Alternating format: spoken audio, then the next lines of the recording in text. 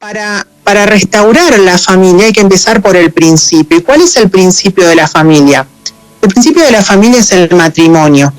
Y para entender este gran misterio, y después vamos a ver por qué llamo misterio al matrimonio, nos tenemos que remontar al plan original de Dios, ¿no?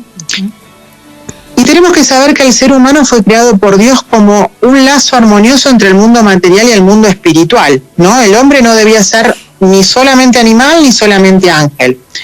Pero los hombres somos totalmente humanos, ¿no? No somos animalidad más espiritualidad. En el hombre es humano, ¿sí? Es animalidad y espiritualidad unidos, es una única cosa. En el hombre recién creado se enlazan armoniosamente estas dos realidades, ¿no? Lo animal, lo angélico, lo instintivo, lo intelectual. A mí me encanta una comparación que tomo de Aristóteles y también de Santo Tomás de Aquino, donde se compara al hombre con el horizonte, ¿no? Cuando uno mira la línea del horizonte parecería que el cielo y la tierra se tocasen, ¿no? Bueno, en el hombre sucede lo mismo. La naturaleza humana y la naturaleza angélica, ¿no? Lo animal y lo espiritual, parecen tocarse, ¿no? Se encuentran unidos. Por esto, el hombre es el único ser visible que mejor espeja la espiritualidad del Creador y puede entrar en diálogo con él, ¿sí? Esto es lo que quiere decir que estamos creados a imagen y semejanza de Dios. Imaginemos por un momento que el mundo se quedara sin hombres, ¿no? Estaríamos frente a un mundo mudo. ¿Por qué? Porque el resto de las criaturas no tienen la capacidad de diálogo con el Creador. El único que tiene esta capacidad es el hombre. Y de ahí deriva su dignidad. Y de acá deriva también la diferencia en la sexualidad humana con las otras sexualidades puramente animales, ¿no? Porque es por el matrimonio entre un hombre y una mujer que se perpetúa la estirpe de los adoradores de Dios. Es necesaria esa unión entre hombre y mujer para perpetuar la humanidad, porque de esa manera Dios va a seguir siendo adorado en su creación. Así que bueno, sigamos viendo un poquito este plan, ¿no? Original de Dios en la creación. Si nos remontamos, por ejemplo, al relato del Génesis, en el segundo relato, Adán, recordemos un poquito cómo fue creado, ¿no? Fue creado primero, ¿no? Antes que Eva. Vivía entre los animales, les ponía nombre, tenía en común con ellos lo animal, su elemento animal de su naturaleza. Por ejemplo, esto le permitía comunicarse con los animales, interactuar con ellos, amaestrarlos, domarlos, que es un poco lo que mantiene hoy la naturaleza del hombre, ¿no? Pero Adán no terminaba de encontrar entre esos animales, entre esas otras criaturas, una ayuda adecuada y semejante a él en cuanto ser humano, ¿no? Espiritual, capaz de relacionarse interpersonalmente. Y ahí es donde es creada Eva. Y en ella prima ese factor personal que tanto necesitaba Adán, y fue creada justamente con ese fin, de ser la compañía espiritual del varón. Y esto se ve en el hecho de que no la crea del barro, al igual que Adán, ¿no? Sino que la crea del mismo cuerpo del hombre. Recordemos que Adán es amasado del barro, ¿no? Y en cambio Eva es tomada de la costilla de Adán. Así el varón, cuando la ve, ¿no? Cuando se encuentra con la mujer, la reconoce y como que la recupera. Y ella, al verlo, se reencuentra con él como en su origen y se reconoce como su pertenencia, ¿no?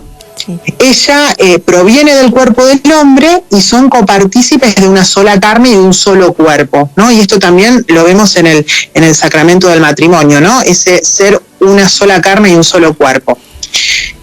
El hecho de que Adán reciba esposa también directamente de Dios establece un parentesco de alianza con su suegro divino, digamos, ¿no? El varón se hace responsable ante Dios de esa esposa. Y así vemos cómo en el designio divino la participación de ambos cónyuges en la sexualidad humana dentro de la relación especial de la participación de un solo cuerpo, ¿no? Solo puede tener plena consecución en la relación matrimonial. O sea, solo se puede dar en el matrimonio porque ya vemos que no es simplemente una relación entre dos cuerpos, sino que en la relación marital se unen tanto en cuerpo como en espíritu, como en alma. Y hasta aquí, bueno, esto es lo que Dios, digamos, tenía digamos, así nos creó, ¿no? Pero sabemos que este plan divino original se ve quebrado por el pecado original, ¿no? Que debió ser restaurado por Cristo por obra de la gracia sanadora del sacramento del matrimonio. Y es en este sacramento cristiano donde se restablece la unidad original de este acuerdo amoroso y voluntario, ¿no? Sabemos que el pecado original corrompió, ¿no?, a la naturaleza. Así que el hombre, el varón, que es el todo, como dijimos, ¿no?, de quien fue tomada Eva, intenta recuperar a su esposa, pero de una manera totalitaria, ¿no? Y la mujer, también corrompida por el pecado original, que sería la parte, tiende también a comportarse como si fuera el todo. El pecado original altera entonces las relaciones, haciéndolas pasar de auténtica entrega, ¿no?, a relaciones posesivas, ¿no?, a que haya divisiones en vez de haber unidad en ese matrimonio. Y el pecado original hirió la naturaleza humana en sus relaciones con Dios también, consigo mismo y también con el mundo. Entonces ya no es capaz el hombre de ver a Dios como su bien supremo y busca en otros bienes busca en otras cosas fuera de Dios esa sed de bien que tenemos desde el origen. Y bueno, y aquí de aquí derivan la concupiscencia de la carne, que son esos instintos animales del cuerpo, y la concupiscencia de los ojos, que son los apetitos más espirituales, lo que tiene más que ver con el alma, ¿no? Y se produjo desde el pecado ese desequilibrio en la armonía original entre lo físico y lo espiritual, ¿no? Lo que produjo en Adán y Eva, lo que se produjo en ellos, se transmitió a toda la descendencia, pero no nos hirió de manera igual a los hombres y a las mujeres. A los hombres, el pecado lo hirió más en la carne, ¿no?, la concupiscencia de la carne, y a la mujer lo hirió más en lo que se llama la concupiscencia de los ojos, lo que tiene que ver más con lo espiritual. Entonces el hombre va a tender más, por ejemplo, a regresar a lo animal, ¿no?, a deshumanizarse. Entonces va a caer más en la lujuria, ¿no? No porque la mujer no caiga, pero va a caer de esta manera, ¿no? El hombre se va a transformar en su...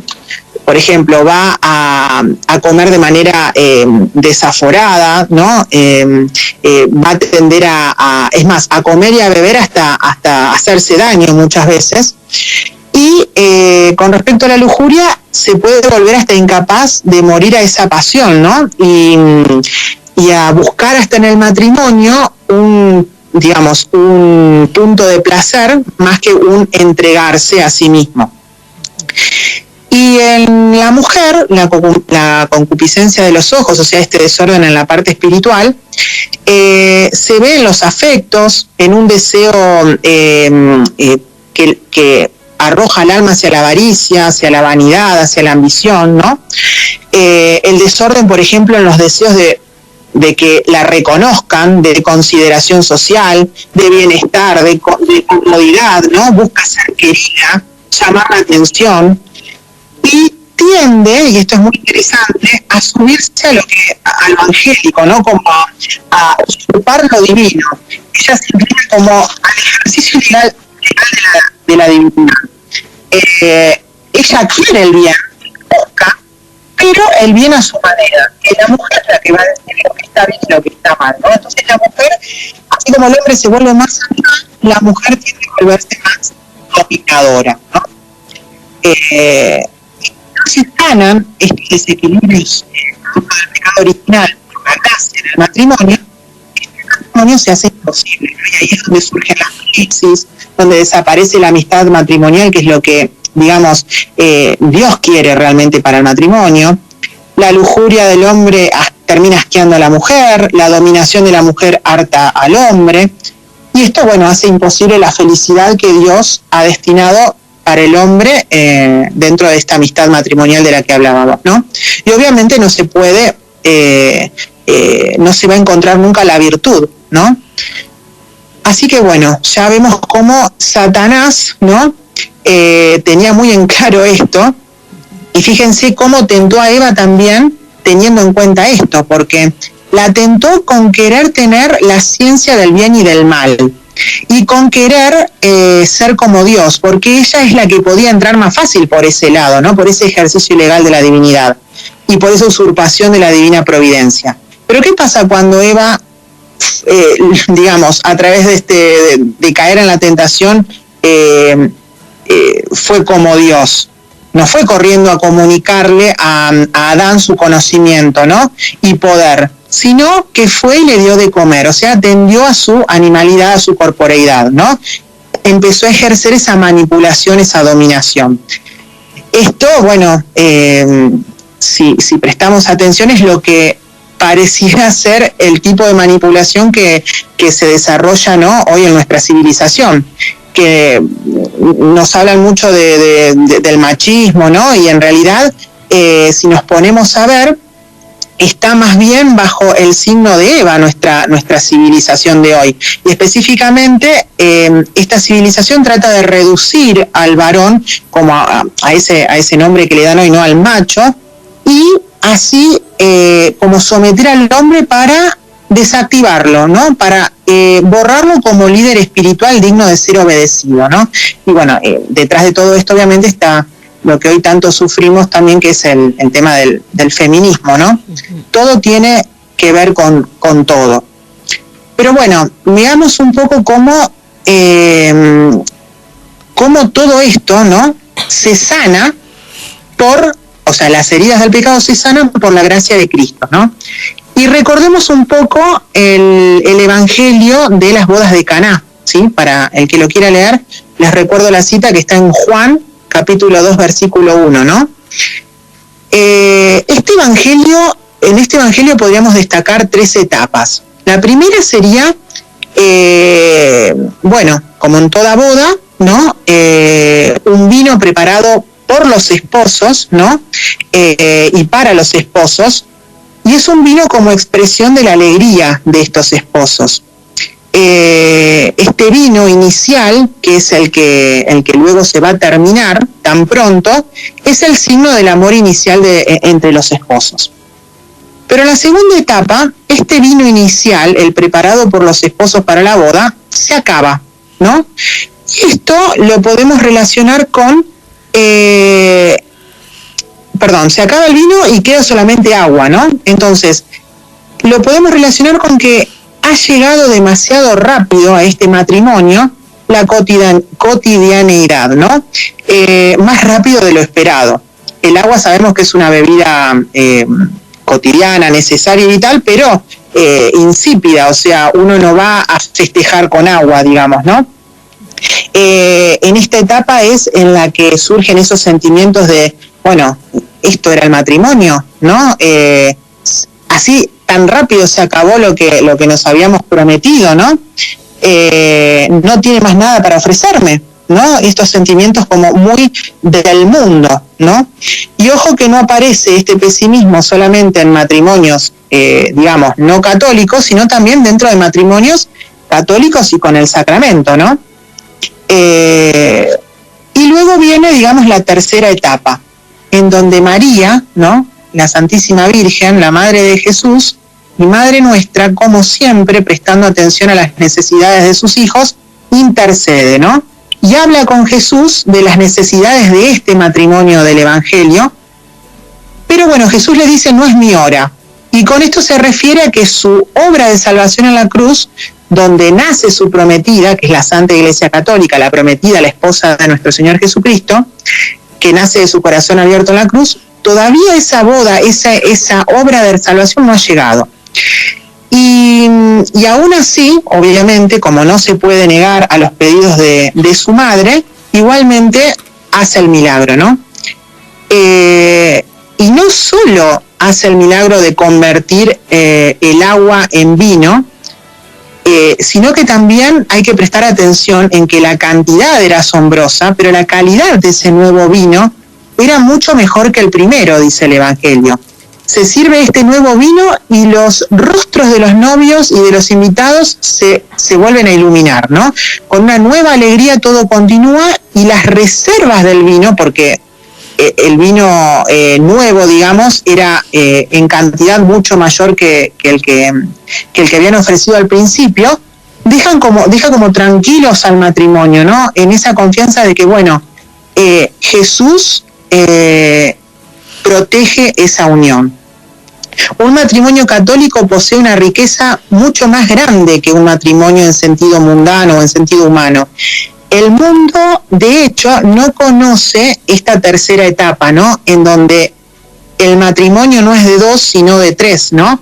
Un hombre y una mujer y Dios en el medio.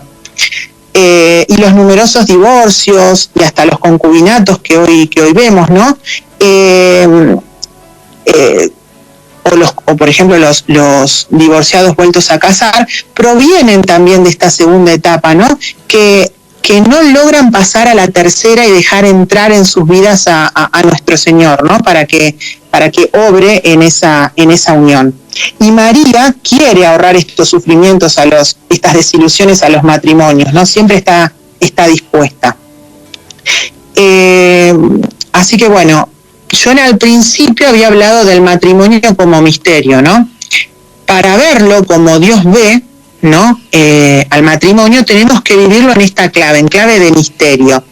Y misterio, ¿qué significa? Vamos a ver. Pensemos en qué intención tenía Dios al principio con la creación. Si nosotros vamos al Apocalipsis, vemos que al final de la historia de la humanidad, vemos a la Iglesia como novia y esposa de Cristo, y a Cristo como cabeza de su cuerpo místico. Aquí se muestra ya el profundo significado del matrimonio cristiano. El matrimonio cristiano está íntimamente relacionado con el tema central de la historia de la humanidad.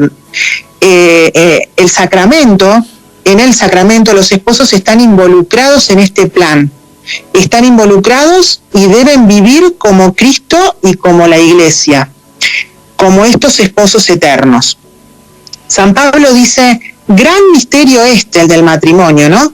Pero en la perspectiva de Cristo y de la Iglesia. O sea, el matrimonio debe ser vivido como Cristo. Los esposos se deben amar como Cristo y la Santa Iglesia se aman, como estos esposos eternos se aman. Y la Iglesia habla de misterio, y hay que tenerlo en cuenta, cuando se refiere a algo que es demasiado grande para el espíritu humano.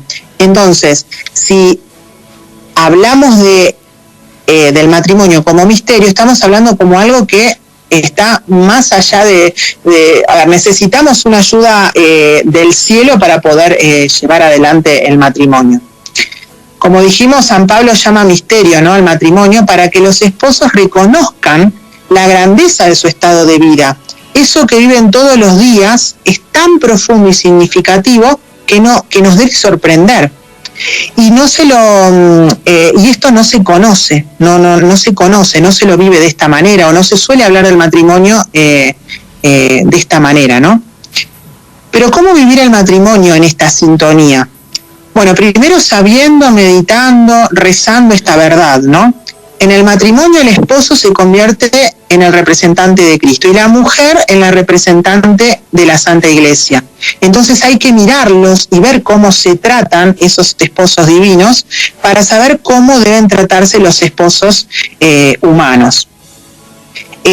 Los esposos participan de esta dignidad de Cristo y de la Iglesia. Lo que el hombre hace a su mujer se lo está haciendo a la Santa Iglesia, a la que Cristo tanto ama. Y lo que la esposa hace a su esposo se lo está haciendo a Cristo mismo. Pensemos en lo siguiente, uno no podría arrodillarse frente al sagrario para después salir frío salir y ser frío y ojo con su esposa, ser frío y ojo en su casa. No habría coherencia de vida. Matrimonios católicos practican su fe, pero no se les ocurre esto de asemejar su vida, asemejar su matrimonio a esta unión entre Cristo y Iglesia. Y qué importante sería que lo conocieran, que lo meditaran, y cómo cambiaría esa relación dentro de la familia. Hay una cosa que a mí me gustó mucho cuando empecé a estudiar este tema, de ver a los esposos como estos esposos divinos, ¿no? Como a Cristo y a la Iglesia, que es el que no hay que dejar de prestar atención, ¿no?, a la parte espiritual, pero tampoco a la parte humana. ¿Por qué? Porque justamente, como decíamos al principio, somos los humanos cuerpo y alma. Entonces, así como es muy importante la vida sacramental, el ir a misa juntos, las oraciones conjuntas y periódicas, el cuidar el uno del otro, la confesión y la comunión, ¿no? También es muy importante no descuidar las señales afectivas en el matrimonio. ¿A qué me refiero con las señales afectivas? Por ejemplo, las miradas afectuosas, las palabras cariñosas, las caricias, el reposar la cabeza sobre el hombro del otro, tomarse de las manos. Expresar el amor mutuo de esta manera no tiene que quedar como algo, bueno, darlo por descartado porque ya pasaron los años, porque es algo obvio, porque si estas señales desaparecen, hay un riesgo. Pensemos que Cristo y la Iglesia se dan mutuamente señales y gestos de amor. Pensemos, por ejemplo, las señales que Cristo da a su Iglesia. Están las heridas de Jesús, los consuelos continuos a su Iglesia en las oraciones, las oraciones escuchadas, ¿no? Su entrega en la Santa Misa. Y la Iglesia, por su parte, le ofrece los ornamentos de la Iglesia, las inclinaciones, las oraciones de la liturgia, las obras de amor al prójimo, los silencios en la Iglesia, ¿no? ¿Cuántas muestras de amor entre estos dos esposos eternos? Bueno, también tenemos que verlos a ellos como modelo en el perdón, por ejemplo. Hombre y mujer deben reflejarse en ellos hasta para buscar el perdón ante las dificultades, ¿no? Poder manejar los errores, conocer sus límites y sus debilidades. Pensemos que, por ejemplo, la Iglesia, ¿no? Es una novia que es inmaculada y santa, pero los miembros que somos nosotros no somos inmaculados ni santos. Y Cristo igualmente la ama. Y Cristo se muestra, no es hijo de Dios, pero se muestra a su Iglesia con una forma muy humana, ¿no? Y así igualmente la Iglesia lo reconoce como Dios y lo ama inmensamente, ¿no? Entonces, también hay que reflejarse en ellos para poder perdonarse en el matrimonio. También esta relación Iglesia-Cristo, ¿no? Estos esposos eternos nos enseñan el orden en el que el matrimonio se tiene que mover, digamos, ¿no? La Iglesia siempre está al costado de Cristo como su compañera y siempre se subordina a Él, que es su cabeza. O sea, se deja guiar por Cristo. La Iglesia se deja guiar por Cristo. Y Cristo desempeña su responsabilidad hacia ella y la guía con amor, ¿sí? Esa debe ser también la figura, la imagen que los esposos humanos deben seguir. Si el hombre y mujer están desordenados en esto, pueden traer también muchos perjuicios para los hijos. Por ejemplo, en una casa donde en vez de ser el hombre quien sea no solo la guía espiritual, sino quien marque la autoridad en la casa, pasa a ser la madre, parece mentira, pero eso trae también, y sería para otra charla también, y más larga que esta, pero trae también perjuicios a los hijos, ¿no? El modelo también para la familia, ¿no? Así como el modelo del matrimonio para los esposos debe ser Cristo e Iglesia, para la familia debe ser la Sagrada Familia. Y me gustaría leerles rapidito, pero me parece muy rico, este texto que saco del libro titulado El vino de Caná, que habla sobre cómo en la Sagrada Familia cada uno respetaba su lugar. Miren qué belleza este texto. ¿Quién estaba más unido con Dios en la familia de Nazaret? ¿San José o María? La respuesta es clara, y a pesar de eso, María se subordinó a San José. Por cierto, Jesús era el miembro más santo de la familia de Nazaret, era Dios mismo, y a pesar de esto está escrito: posteriormente siguió obedeciéndoles. Fíjense, a pesar de ser Dios, se quiso subordinar a sus padres humanos, y a pesar María de ser la criatura más santa creada por Dios, la Inmaculada Concepción, ella se subordinó a la cabeza de la familia, que era San José. Así que, así como, repito, porque esto es muy importante, para los esposos los modelos deben ser esta relación entre Cristo e Iglesia, en la familia el modelo debe ser la Sagrada Familia. Y todo esto es también por el bien de los hijos. Y hay algo que me gustaría también compartir, porque es un error en el que se suele caer, a veces también por ignorancia, que cuando a un matrimonio llegan los hijos, en primer lugar siempre se pone a los hijos.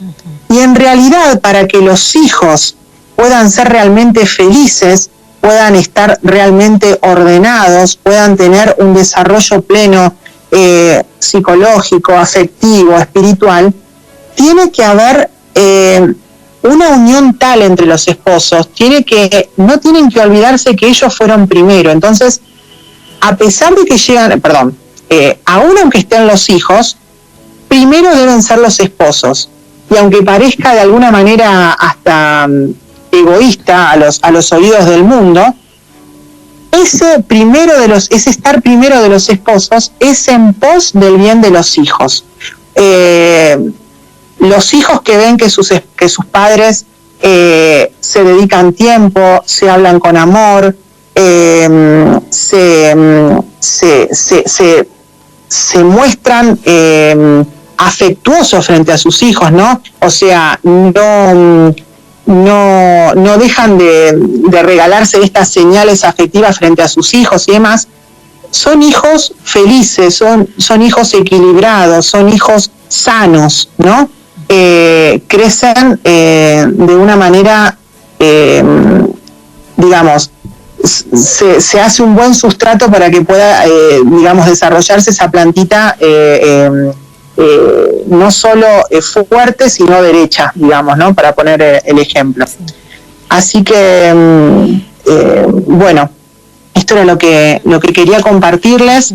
Me parece muy interesante y como les decía, no se habla de esto. Yo sé que mucha gente escucha la radio, y si hay gente, por ejemplo, que se dedica a las charlas prematrimoniales o al tema de familia y de matrimonio, los invito también a ver este tema, ¿no? A poder meditarlo y también, obviamente, ponerlo en práctica si son esposos, pero también a enseñarlo, porque muchas veces se apunta más a lo formal, pero se deja de lado un poco el matrimonio o la parte espiritual del matrimonio. Y yo creo que si los esposos tuvieran en cuenta esto, ¿no? De que, en mi caso, ¿no? Mi esposo representa a Cristo, que no tengo que hacer yo ¿qué tengo que hacer para agradarlo y qué no tengo que hacer para lastimarlo, para ofenderlo, ¿no? Si yo veo en mi esposo a Cristo. Y lo mismo para el hombre. Si él, siendo Cristo, tiene que demostrar su amor a la Iglesia como Cristo se la demuestra. creo que es algo muy rico para ahondar. Esta charla fue un resumen, si se quiere, pero creo que bueno, que puede surtir efecto. Sí.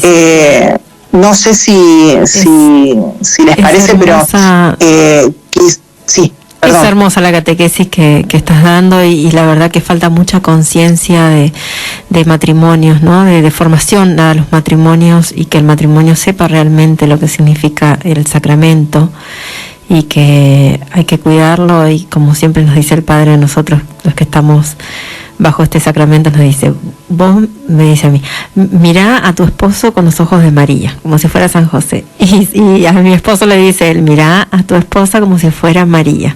Entonces también teniendo esa postura de saber que es algo sagrado, ¿no? Esa unión es sagrada. Así como uno cuida la Santa Misa y el silencio, como vos hablabas, también tiene que cuidar este matrimonio. Y es muy importante también lo que dijiste de los hijos, ¿no? Porque ellos, sí, en base a un santo matrimonio, después van a ser va a ser su modelo para después hacer lo mismo, ¿no? Buscar su esposa, nuestros hijos, ¿no? Buscar sus esposas, buscar exactamente. Tenemos que también ver a la familia como la iglesia doméstica, ¿no? También antes era muy común llamar a la familia iglesia doméstica, hoy se ha perdido, pero estaría también muy bueno recuperar esa imagen, ¿no? En donde el padre es el sacerdote, ¿no? Cumple la función sacerdotal, y la madre y los hijos, bueno, la madre siendo el corazón de la casa. Por eso tan importante también la madre, la presencia de la madre en el hogar, ¿no? Y tomar conciencia de no solamente estar por estar, sino que el tiempo que se le dedique a los hijos, el hombre como hombre y la mujer como mujer, sea tiempo de calidad. No importa porque lo bueno sería que la madre pudiera estar en casa criando a sus hijos todo el tiempo, pero sabemos que muchas veces la realidad se impone. Sí. Pero no importa tanto la cantidad de tiempo, sino la calidad que uno le ofrece. A las primeras oraciones, los hijos las van a aprender de la boca de su madre, ¿sí? Si nosotros nos ponemos a pensar dónde aprendimos el Ave María, cuándo, cómo, con quién, el Ave María, el Gloria, el ángel de la guarda, va a venir nuestra madre o nuestra abuela a la mente, ¿no? Es la madre la que siembra la semilla de la fe en el corazón de sus hijos, y es el padre el que guía, ¿no? Y los niños aprenden a obedecer y a seguir en ese marco, ¿no? Es realmente una iglesia doméstica. Vieron como hablamos al principio de que la familia es esa célula inicial de toda familia, de toda sociedad, perdón. Bueno, también es el lugar donde se van a gestar las vocaciones santas. Y cuando digo vocaciones santas no me refiero solamente a sacerdotes santos, religiosos o religiosas santas, sino también esposos santos. Tenemos que pedir, cuando pedimos por las vocaciones, vocaciones santas en todos los estados de vida de la iglesia, ¿no? Y es en la familia donde se gestan estas vocaciones, ¿no? Y donde la iglesia florece. Así que no lo había incluido en la charla, pero lo quiero dejar a eso, ¿no? El tema de la imagen de familia como iglesia doméstica. Sí, algo tan importante, y a veces sin desanimarnos, ¿no? Porque por ahí uno tiene sus hijos medios rebeldones y bueno, la oración es muy importante. Yo siempre digo, aunque sea también el rezar, y es una semillita que te vean rezar, ¿no? Porque en algún momento ellos van a sentir la necesidad también de unirse con Dios, al tiempo de Dios, ¿no? Porque tampoco podemos forzar las conversiones. Totalmente. De ninguno de ellos. Yo tengo hijos adolescentes, por ahí me tiro para ese lado por mi experiencia, ¿no? Pero es una semillita y también predicar con el ejemplo, ¿no? El ejemplo de los esposos, el ejemplo del matrimonio, el ejemplo de la oración, el ejemplo de ir a misa. Entonces a veces no hace falta el estar diciendo, sino que los vean también, ¿no? El ejemplo es el que arrastra y la oración es la que sostiene. En estos casos hay que poner el ejemplo de, siempre se dice lo mismo, pero para mí es esencial, el ejemplo de Santa Mónica, ¿no? Santa Mónica que con quien hoy es San Agustín, doctor de la Iglesia, que, mamá mía, la vida que llevaba ese hijo, ¿no? Esa madre que lo único que hizo fue lo principal, rezar y derramar lágrimas a Dios por su hijo, y esa oración fue escuchada. Así lo mismo, ¿no? Los hijos parecen no escuchar o no ver, pero es imposible que no vean y no escuchen lo que pasa en tu casa. Así que a no desanimarse y agarrarse muy fuerte de María, porque así como en las bodas de Caná, en silencio vio todo y no dudó en ir a hablar de ese problema tan cotidiano a su hijo. Bueno, así hace lo mismo con todos nosotros, ¿no? No deja de estar atenta a nuestros problemas, a nuestras necesidades, y los pone a todos en las manos de Jesús. Sí, Santa Mónica, 20 años rezando por su hijo. San Agustín, una hermosa conversión, un gran santo para nuestra iglesia, así que también lo tenemos siempre como modelo, la tenemos como modelo a Santa Mónica, y realmente es admirable. Y bueno, Dios nos pone, ¿no?, todos esos santos para que imitemos sus virtudes, así que totalmente. Ese es el plan de Dios, por eso nos muestra estas vidas virtuosas, estos matrimonios también, muchos matrimonios santos nos pone la Iglesia Católica para que imitemos. Sí, hay muchos matrimonios también a los que se pueden encomendar. Tenemos a los papás de Santa Teresita, que dieron a la Iglesia también hijas religiosas, y bueno, ni hablar, ¿no? A Santa Teresita también, doctora de la Iglesia. También tenemos, por ejemplo, nosotros, mi esposo y yo, desde que nos pusimos de novios, nos pusimos bajo la protección de los beatos Luigi y María Quattrocchi Beltrán, que no son tan conocidos, y los invito a buscar su vida y a conocerlos, que son mucho más cercanos en el tiempo, y que también han dado hijos religiosos y también matrimonios a la Iglesia, y sus hijos han presenciado, estuvieron en la beatificación de sus padres. Uh-huh. Qué maravilloso. Uh-huh. Así que los invito también a conocerlos. Uh-huh. Cintia, ¿hay algunos libros que vos puedas recomendar para matrimonios? Yo tomé esta imagen de los esposos divinos como modelo de los esposos humanos. Es el libro del padre Ludger Grum, que se llama El vino de Caná, la vida en el sacramento del matrimonio. Bueno, Cintia, se terminan los tiempos en la radio, así que bueno, yo te quiero agradecer profundamente en nombre del padre René, en nombre de todos los que hacemos este programa, y seguramente te vamos a volver a invitar para seguir charlando estos temas tan lindos. Muchísimas gracias. Bueno, para mí fue un placer, les dejo un saludo enorme, y bueno, también a todos los que están escuchando. Bueno, gracias, bendiciones. Que Dios los bendiga a todos.